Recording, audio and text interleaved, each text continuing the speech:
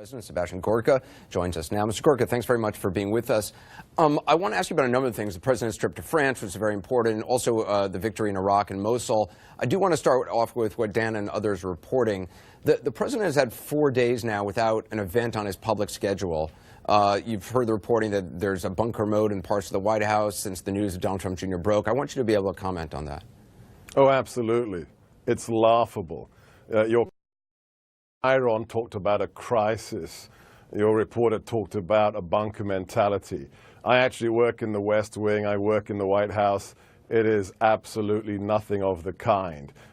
We are pushing the Make America Great Again agenda. The president is a steam locomotive that will not be stopped.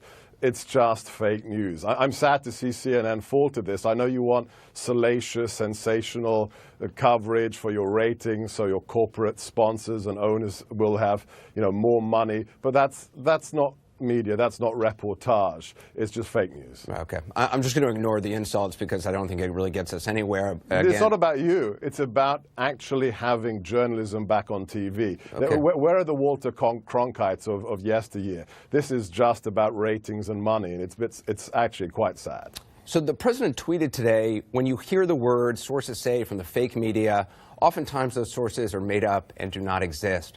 I'm wondering how the president can actually make that claim when all the reporting by the New York Times and the meeting his son held with a Russian attorney had been proven by his son's own emails, which he only released after the Times was going to publish the contents of them.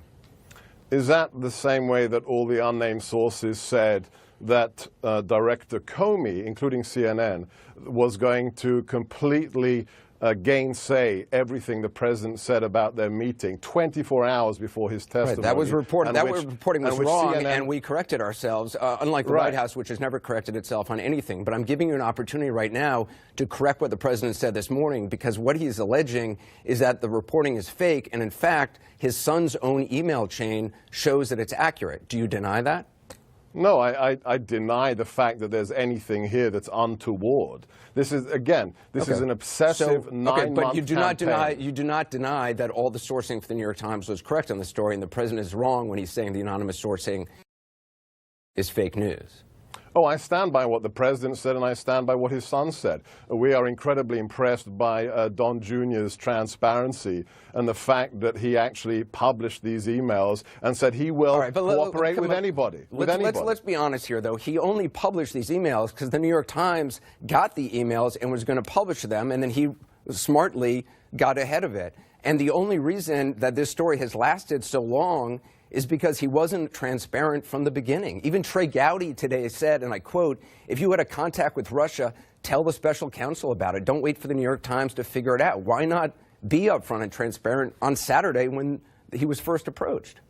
This story only has legs because the fake news industrial complex is obsessed. 9 months of accusations with zero evidence of anything illegal. On the contrary, the DNC sends its operative onto the soil of a foreign nation, to the embassy of the Ukraine, not to collect dirt, but to actually use it in a coordinated campaign with the foreign government. That's what CNN should be covering, but why aren't you? Well, 2 things on that. First of all, you're avoiding answering the question about Donald Trump's lack of transparency from the beginning. Total transparency. So him saying that this meeting was about adoption issues, about his concern for orphans? It was absolutely misrepresented. The individual who requested the meeting... Right, no, but that's what he said the meeting was about on Saturday, when he knew all along by Saturday that's not what the meeting was about. So that's not being transparent, right?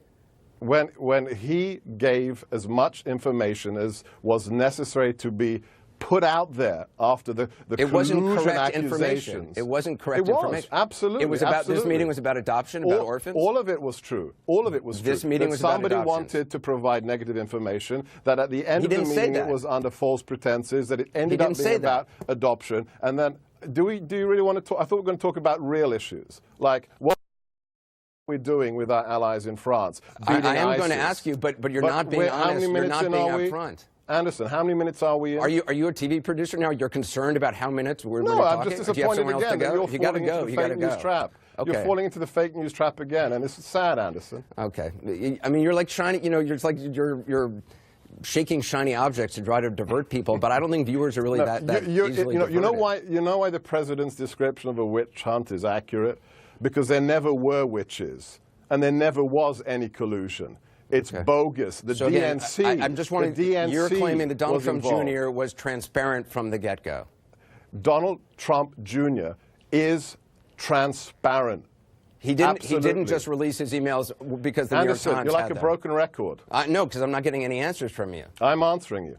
Every time. No, you're responding. You're actually not answering because you're not actually being upfront. Let's let the viewers judge, who decided that you are now at 13th place in national ratings, behind Nick at Night, which is at 11. You used that line on Monday, and you know it was sort of mildly amusing on Monday. Tucker Carlson gets 4 million viewers. You barely scratched 800,000. But I think it's funny that you have enough time in the White House, which is apparently you're so busy, you're able to sit around and read Nielsen numbers. Which no, actually, I get really good prep from my team because the White House press team is superb. Okay. I don't deal with this stuff because I do have a day job. So last night, Donald Trump Jr. said two contradictory things. First, he said that people were trying to reach out all the time during the campaign with things like this, information like this, which is something many surrogates have said, that this happens all the time. And then he also said that no one else at any time during the campaign reached out saying they had information about Hillary Clinton. So which is it? Did it happen all the time, or did it never happen? I will return to what the President and Donald Trump Jr. and also Jay Sekulow said, that in the heat of the campaign, he took a meeting as a favor to an acquaintance. That meeting was sold to him on false pretenses, and as soon as it was clear that that was the case, ended. Right, but the surrogates are saying it happened all the time. He said it happened all the time, but then he also said last night, this is the only time it ever happened. I'm just trying to get a straight answer. You'd have to ask him. I didn't run his day planner. Fair enough. Lindsey Graham asked Chris Wray, the president's nominee for FBI director, whether it was appropriate for Donald Trump Jr. to take the meeting, and if he should have alerted the FBI. Listen, this is what he said. I just want to play that for our viewers. Well, let me ask you this. If I got a call from somebody saying the Russian government wants to help Lindsey Graham get reelected, they've got dirt on Lindsey Graham's opponent, should I take that meeting? Well, Senator, I would think you'd want to consult with some good legal advisors before you did that. So the answer is, should I call the FBI? I think it would be wise to let the FBI know. You're going to be the director of the FBI, pal. So here's what I want you to tell every politician.